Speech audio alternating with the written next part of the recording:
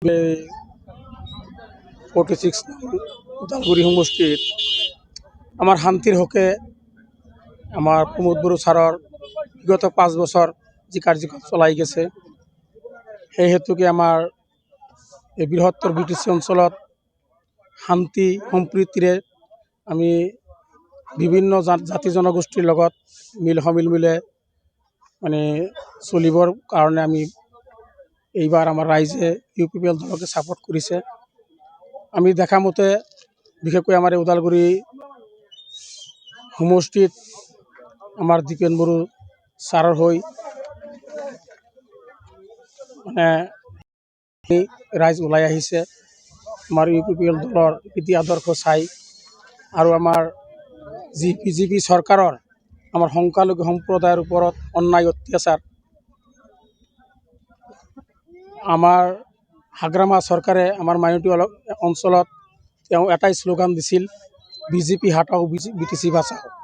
সেই হেতুকে সেইটো কথাৰ ওপৰত বিশ্বাস ৰাখি আমাৰ মাইনৰিটি অঞ্চলৰ মুছলমান ৰাইজে 80% ভোট দি আমাৰ BPF চৰকাৰ জিকাই দিলে আৰু চৰকাৰ জিকাৰ পিছত 28টা সিট পালে। সেই 28টা সিট পোৱাৰ পিছতো আমাৰ হাগ্ৰামা মহিলাৰী ডাঙৰীয়াই এক ৰাতিৰ ভিতৰত BJP দলৰ লগত এলায়েন্স হ'ল আৰু যিটো দলে আমাৰ মুছলমান ৰাইজৰ ঘোৰ বিৰোধী কৰে।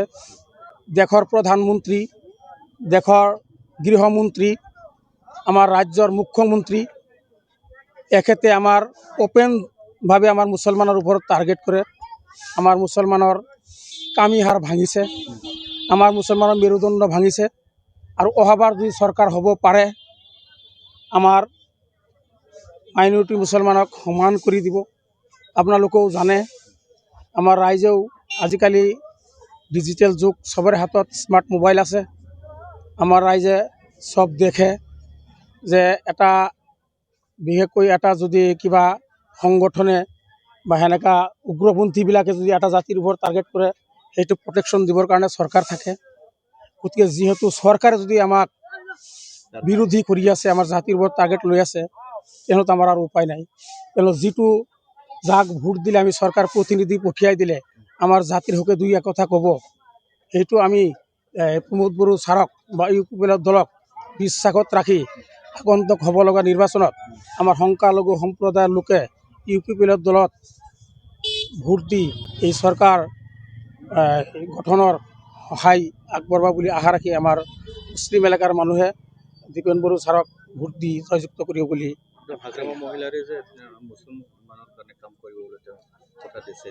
হাগ্ৰামা মহিলাৰীয়ে BTC চুক্তি 2003 চনৰ পৰাই এখেতে কৈ আছে, তেওঁ আগৰ পৰাই কৈ আছে বিভিন্ন জাতি জনগোষ্ঠী মুছলিম গোৰ্খা যিমান 26টা জাতি জনগোষ্ঠী BTCত আছে আমি সমানে দেখিম। এখেত কয় ভাল, এখেত এই কথা কোৱাৰ কাৰণে আমাৰ মুছলিমবিলাকে তেখেতক ভোট দিয়ে।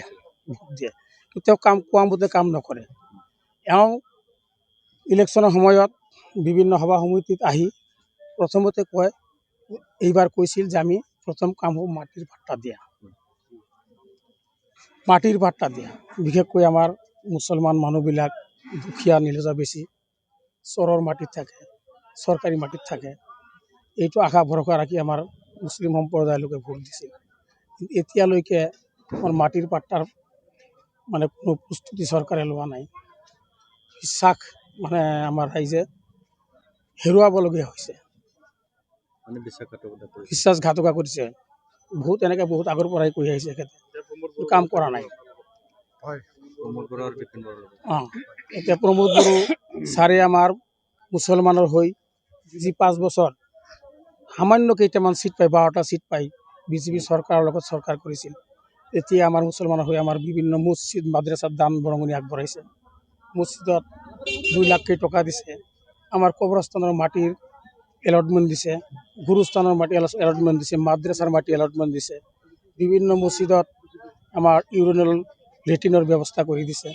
সেইকাৰণে আমাৰ UPPL চৰকাৰৰ ওপৰত আমাৰ মুছলিম ৰাইজ সন্তুষ্ট হৈছে আৰু বিশ্বাস আনিছে।